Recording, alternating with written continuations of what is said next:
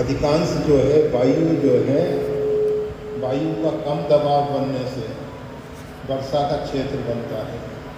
तो जब वायु का दबाव कम हो जाता है तो हमारा चित्त उतना प्रसन्न नहीं रह पाता, और चित्त को शांत करने के लिए, चित्त को प्रसन्न रखने के लिए, प्रसन्न चित्त में, शांत चित्त में परमात्मा का प्राकट्य होता है।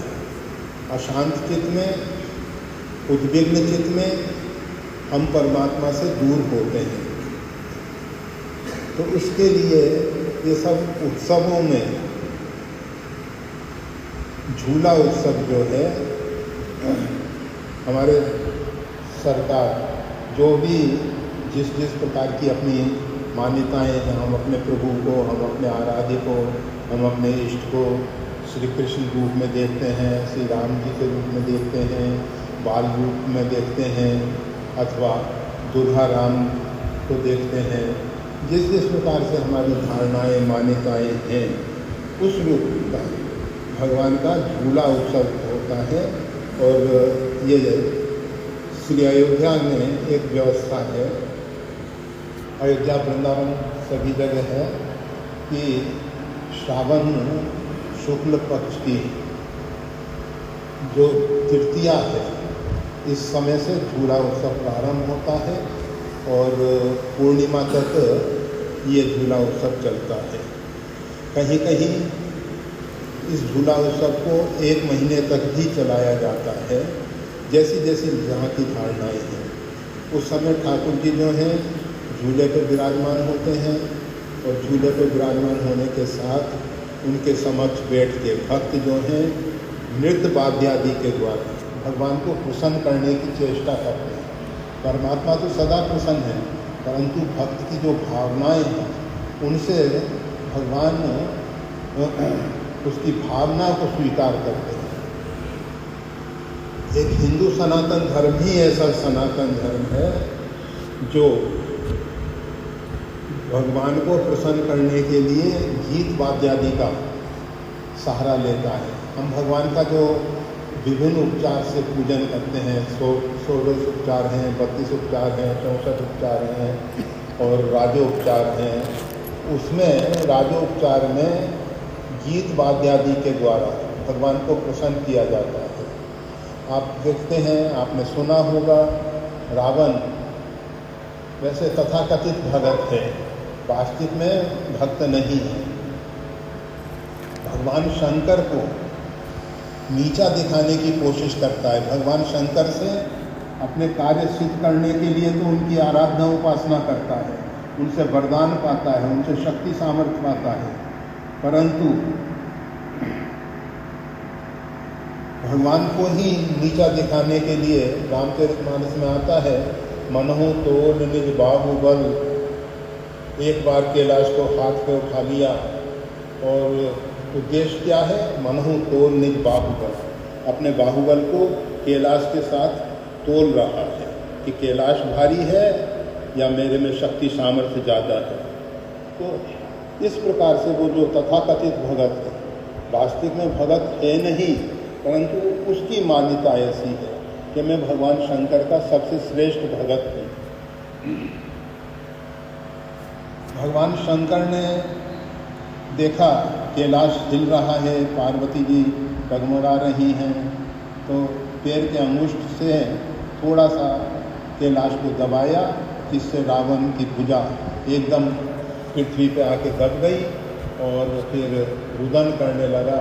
फिर भगवान की स्तुति इत्यादि किया है, प्रार्थना किया है और भगवान को प्रसन्न किया है। तो उस रावण के विषय में हम बता रहे थे कि वो रावण जो है नित्य प्रति पूजा अवसान समय 10 वक्त गीतम, पूजा के अवसान के समय जब पूजा हो जाती है तो उसके समय नृत्य करते हुए जटाटवी गला जला प्रवाह पावित स्थले, जो शिव तांडव स्तोत्र है उसका गान करते हुए वो नृत्य करता है और भगवान शंकर उससे प्रसन्न होते हैं। हमारे यहाँ दक्षिण भारत में अगर आप देखेंगे, उत्तर भारत में हिंदू संस्कृति का विशेष लोप हुआ, क्योंकि इधर मुसलमानों का विशेष प्रभाव पड़ा। उसके कारण हिंदू संस्कृति पे बहुत आघात हुआ है। परंतु दक्षिण भारत में भिन्न भिन्न मंदिरों में भिन्न भिन्न देवताओं के भिन्न भिन्न वाद्य हैं, वाद्य यंत्र बजते हैं, विशेष प्रकार के संगीत उनके हैं। हर एक देवता का अलग अलग संगीत है, अलग अलग वाद्य है, उनके द्वारा उनको प्रसन्न किया जाता है। तो झूला उत्सव में भगवान के सामने अपनी अपनी धारणाओं और मान्यताओं के अनुसार गीत गाए जाते हैं, नृत्य इत्यादि किया जाता है और भगवान को प्रसन्न किया जाता है। कहीं कहीं अब इस सब व्यवस्थाएं न होने पर केवल गीत गायन ही हो जाता है और कहीं ऐसा देखा जाता है कि गीत गायन भी नहीं कर पाते हैं, पर ठाकुर जी को झूले में बैठा देते हैं।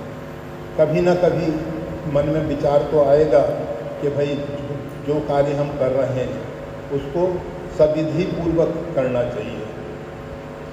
कार्य तो हम करते हैं, परंतु अगर वो विधि पूर्वक किया जाता है तो उसका पूरा परिणाम आता है। आप जानते हैं, एक बंदूक की गोली है, उसको हम हाथ से ऐसे फेंक दें, चोट लगेगी, परंतु उसकी पूरी ताकत कब दिखाई देती है? जब विधिवत बंदूक की नलिका से निकल के वो गोली जाके किसी स्थान विशेष पे लगती है, लोहे की मोटी चादर को, सीट को छेद कर देती है वो। तो उसमें ताकत तो बहुत है, परंतु अविधि पूर्वक अगर हम ऐसे ही सीधे फेंक देते हैं तो उसकी ताकत देखने को नहीं मिलती है। और जब हम उसको विधि पूर्वक करते हैं तो झूला उत्सव में अगर विधि पूर्वक हम भगवान को एक समय विशेष पर, अयोध्या इत्यादि में, अयोध्या वृंदावन की हम विशेष बात कर रहे हैं, वहाँ संध्या समय ठाकुर जी विशेष रूप में झूले में आते हैं, विराजमान होते हैं। कहीं कहीं भगवान का जो उत्सव विग्रह है उसको रखा जाता है, कहीं कहीं भगवान का बड़ा विग्रह भी झूले में बैठाया जाता है। करोड़ों रुपए के भगवान के झूले हैं, क्योंकि उसमें स्वर्ण और चांदी से काफ़ी कुछ कार्य किया गया है। तो करोड़ों रुपए के झूले भगवान के बनते हैं और भगवान के लिए जो हम त्याग करते हैं, भगवान के लिए जो हम समर्पण करते हैं, भगवान हमारे त्याग और समर्पण को देखते हैं। भगवान हमारे पैसे से खुश नहीं होते हैं कि मेरे लिए इतना पैसा, इतना धन इसने लगाया, परंतु उसके अंदर कितनी त्याग की वृत्ति है, उस त्याग की वृत्ति से भगवान प्रसन्न होते हैं। तो झूला उत्सव में भगवान के लिए अच्छे से अच्छे झूले तैयार किए जाते हैं। नहीं हो तो हम अपने बांस के द्वारा स्वयं अपने निर्मित करके ठाकुर जी को, अपने शालिग्राम भगवान को, रामलला जी को, गोपाल जी को उसमें बैठा सकते हैं और बैठाने के बाद उनके सन्मुख बैठ के अपनी अपनी रुचि के अनुसार नाम जप भी कर सकते हैं, मंत्र जप भी कर सकते हैं और गीत वाद्य आदि के द्वारा, नृत्य संगीत के द्वारा उनको प्रसन्न भी कर सकते हैं। तो झूला उत्सव का महत्व जो है, किसी का भी महत्व परमात्मा से अधिक नहीं हो सकता है। झूला उत्सव जो है जीव को परमात्मा के नज़दीक ले जाने के लिए एक साधन विशेष है। हमारे यहाँ अर्थात हिंदू सनातन धर्म की हम बात करते हैं, उसमें 12 महीने में उत्सव बराबर आते रहते हैं। उत्सव के माध्यम से हम भगवान के नज़दीक पहुंचने के लिए भिन्न भिन्न प्रकार से सेवा अर्चन करते रहते हैं।